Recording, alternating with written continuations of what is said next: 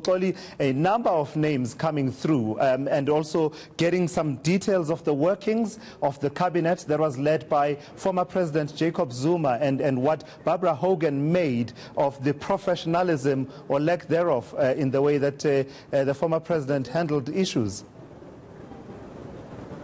Indeed, Tulas, the former Public Enterprises Minister, Barbara Hogan, very clear that in her meetings with the former President Jacob Zuma, there was, to quote her, never an aide, an official there to basically take notes of the decisions that are being taken. And this to her looked very much unprofessional. These are her words that I am using.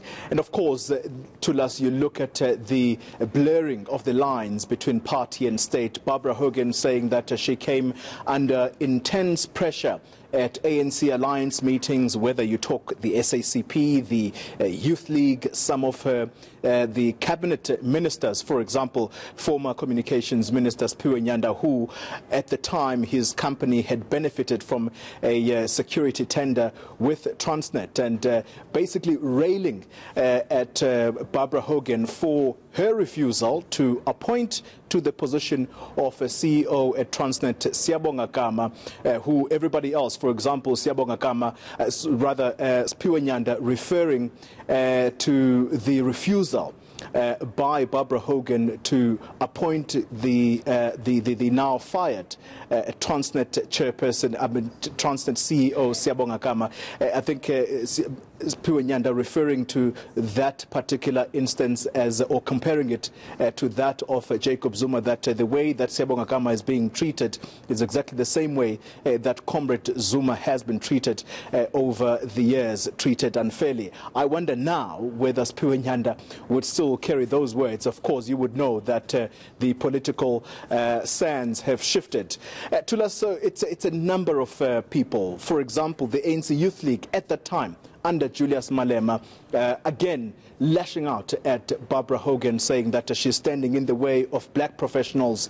And you will know that at the time media reports suggested that there was going to be a white man who possibly was doing everything, who it was alleged at the time that he was doing everything to try and block Gama's ascendance to the position of CEO. And the person at that time who was acting CEO, given that Transnet did not have a CEO at the time, Maria Ramos had resigned. She had completed her 5 years and announced that she wouldn't be coming back. So Chris Walls came under severe pressure as well. The blocking, Tulas, of someone who had been recommended by the board of Transnet, and his name is Sipho Masego. At the time, he was the CEO of BP South Africa. The former Public Enterprises Minister stating here that what are we saying to people who came highly recommended from the board of Transnet, whose CVs spoke for themselves in as far as their competency to this position? Is it because they are not with us in the ANC? What does that mean for people like that in terms of running entities in government? So, Koli, I mean, it's interesting you mentioned the ANC Youth League back then, led by Julius Malema. It does seem that not much has changed in as far as, at the very least, the former Youth League component of the EFF is concerned, because I mean, you'll remember the statement that they issued just last month after Siyabonga Gama was fired a second time from Transnet, that they see this as a purge driven by, among others, the Minister of Public Enterprises, Pravin Gordhan. So that's an interesting dynamic there. But talk to me about the importance of this testimony. I mean, someone who's sitting at home wondering, why is the Siyabonga Gama and Transnet so critical, such that we could spend the entirety of this afternoon just talking about the appointment of one person? How does it fit in as far as what the Commission is investigating around state capture?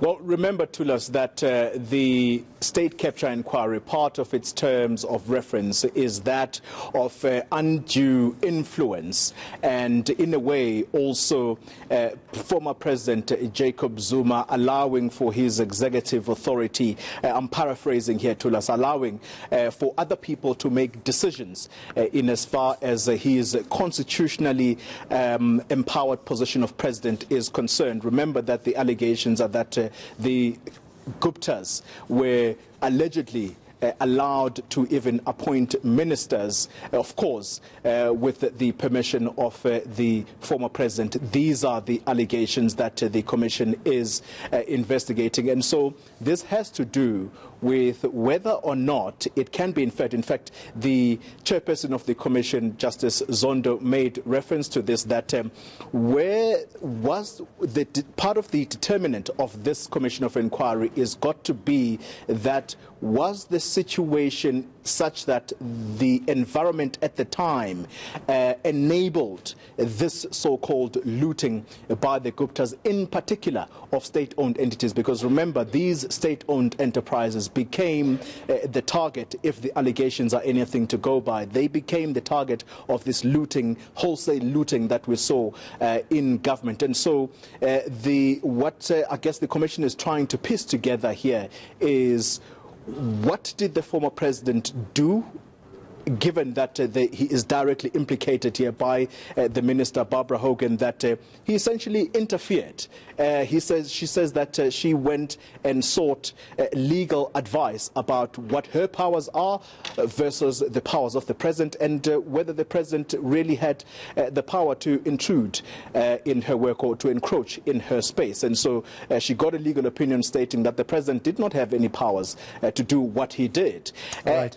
Again, the governing party as well, you look at their role here in terms of key appointments in these state-owned entities, and you hear not just the ANC but also alliance partners railing against former Public Enterprises Minister Barbara Hogan. All right, Koli, let's leave it there for today. Her evidence continues tomorrow. Thank you so much. That is ENCA's Tolim Gambi.